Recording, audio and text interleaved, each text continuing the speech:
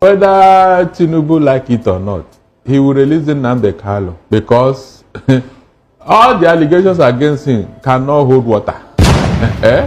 From what happened in Kenya now, which I'm sure his lawyers will bring to Nigeria, I don't know what else they are trying to say.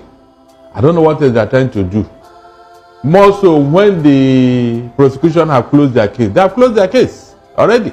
That means they have nothing else to add to what they have been doing all along. That is one. Then two, Tinubu cannot keep Nnamdi in detention, Nnamdi Kanu in detention, and still come to the Southeast to campaign and expect people to give their vote. It will never happen. We are no longer missing words. It cannot happen. More so when this young man is being kept in detention unjustly. The facts are there. Unjustly. So that woman is not even talking properly, telling me it's not for. If Tinubu does not release Nnamdi Kanu, on what ground will he come to campaign and ask the Igbo? Should he be campaigning with the life of the man in the first instance? No, whether it is or not, is that what this one he's doing in the north and every other place? What is it for? All right, my name is Yoku Kobo. Whether federal government like it or not, Hagi release the right onye ndubu Mazi Nnamdi Kanu. All right, Bobby Wekene mono konye chikwari ya zelo ototoma ni homa bidoma depending on your time zone and your location.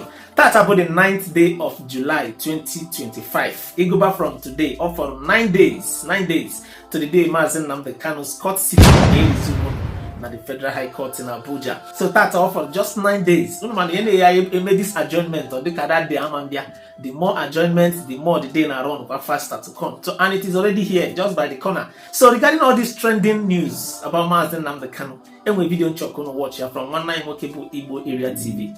Mana oku Mazi Nnamdi Kanu abayagolo na gear 4 since Dave Umai putara we bia concerning the release and negotiation on how to release Mazi Nnamdi Kanu. Anyway, video chokon settle down watch here. Oboni watch see this video. Chomka ifendo on a video sinono we puta. So watch the video, drop your opinion again in the comment section, and do well to share the video. Mako needed for this video.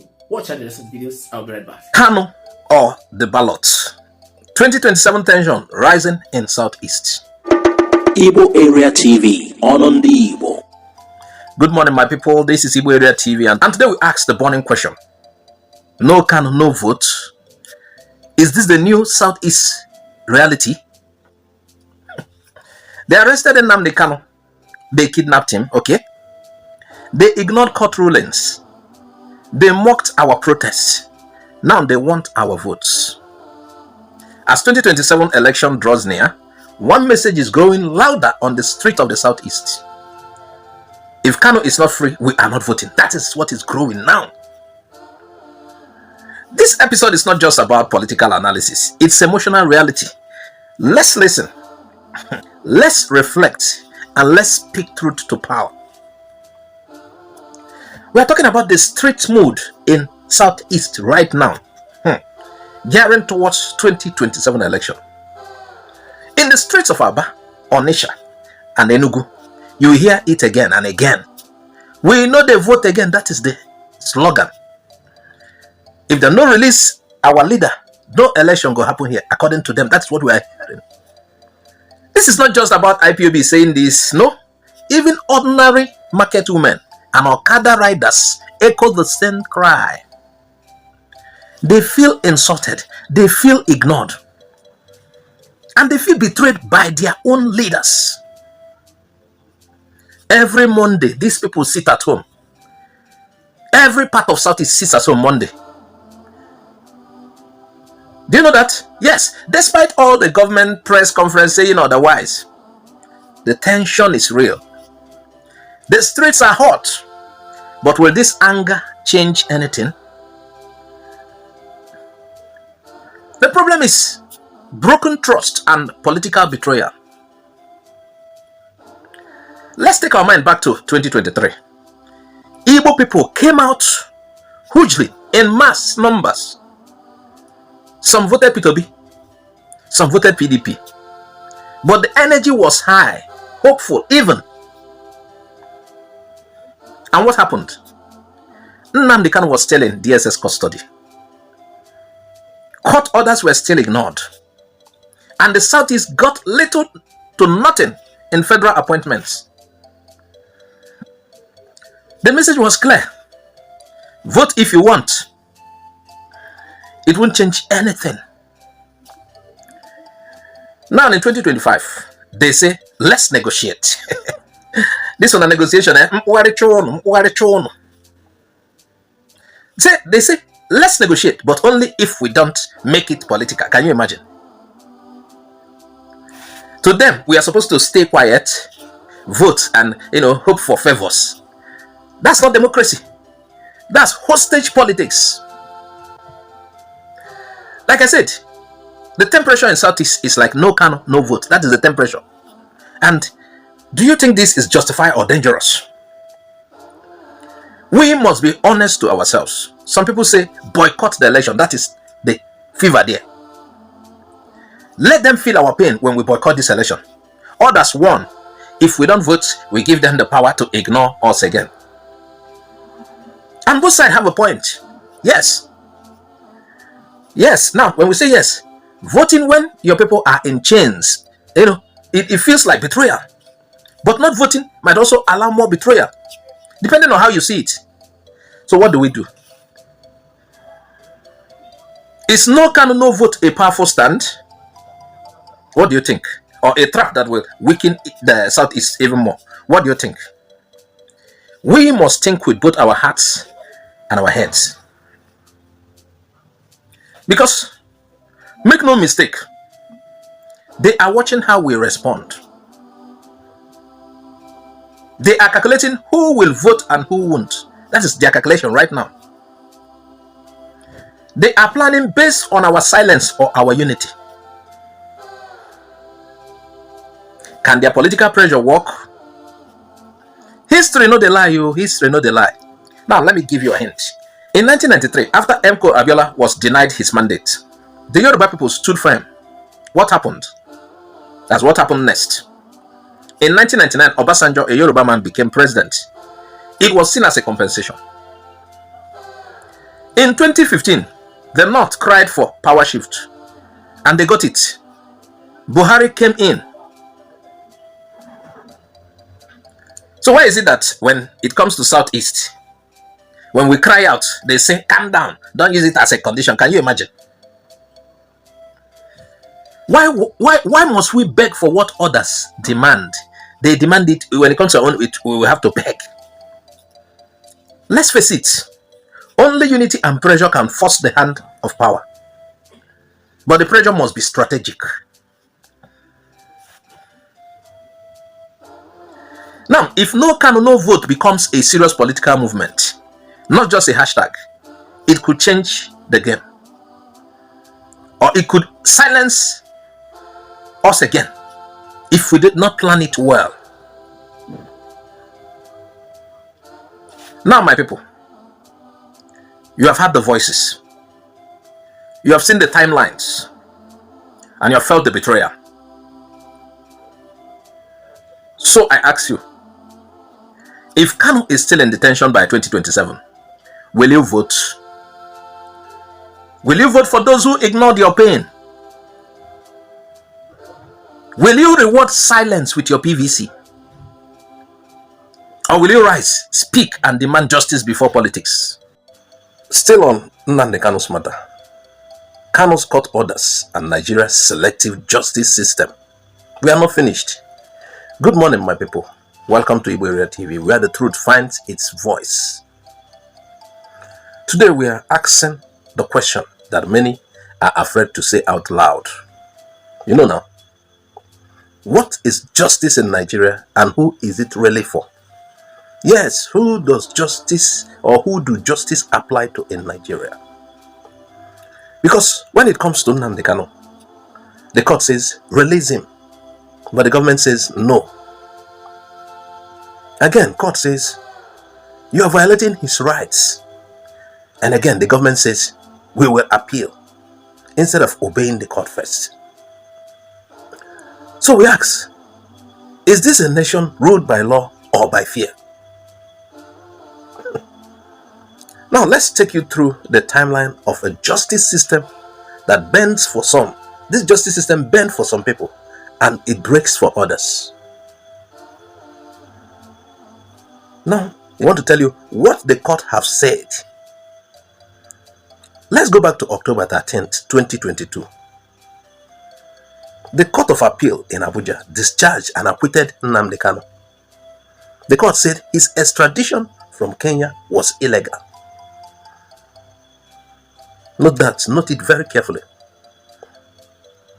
And that the charges against him were null and void. All of this based on, I believe, the rendition and the way he was brought in. The court ruling was a clear judgment. The court said, release him immediately. But what did the government do? They ignored the ruling. Just like I told you, it's like selective for some, this is how it applies to this person, but the other person, it applies another way. So instead of releasing him, the government filed an appeal. Instead of obeying the court first, they filed an appeal. And they continued to hold him in solitary detention.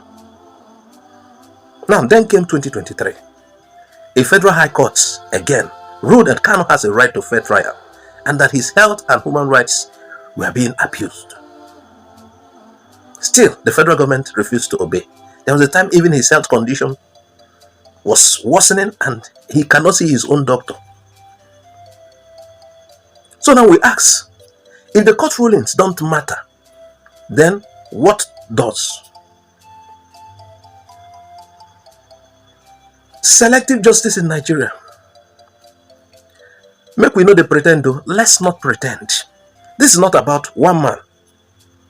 This is about how Nigeria applies justice differently depending on who you are. Let's remind ourselves. I say, I go use this matter to teach people a lesson. Boko Haram sponsors. What of bandits in the north?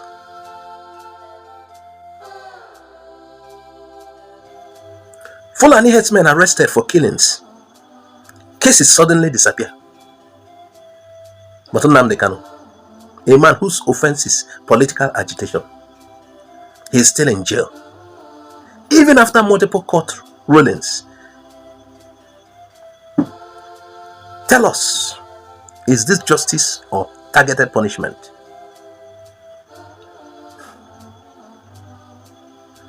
Nigeria. Now, let's look at what message does this send? What message does this send when the government ignores the courts? It is not just Kanu they are disrespecting, actually. It is the whole people and the entire Nigeria. It tells young people, the government attitude tells young people, your vote doesn't matter.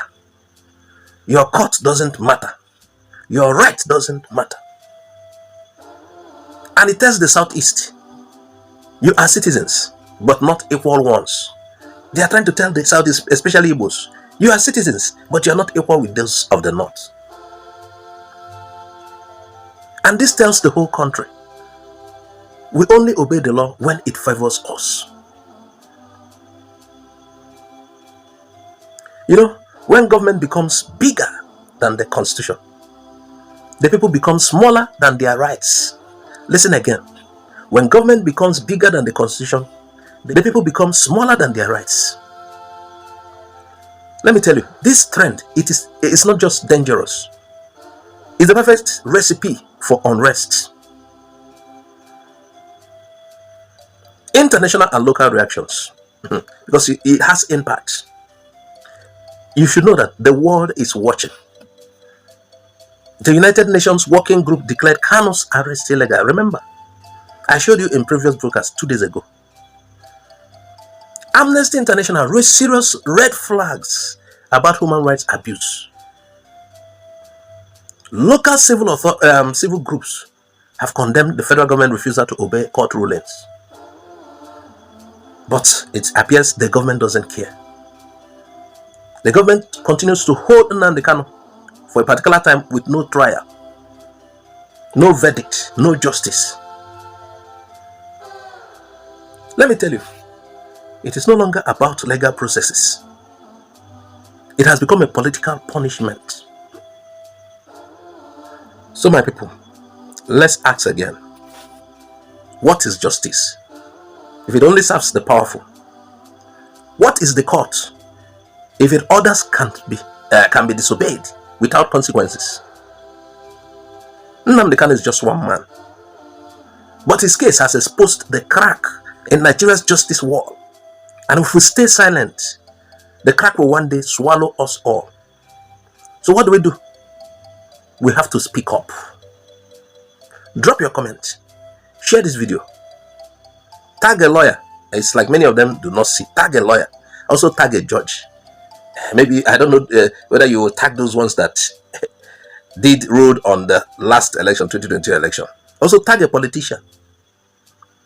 Let the world know court orders must be obeyed, justice must be equal, and power must not stand above the law. Subscribe to Igbo Area TV, because silence is betrayal and our truth must be louder than their excuses. This video is for educational and informational purposes only. It is based on official court documents, verified news reports, and statements from human rights organizations. Igbo Area TV does not promote violence, rebellion, or hate speech. We stand for peaceful civic education, constitutional justice, and human dignity for all Nigerians, regardless of tribe, religion, or political belief.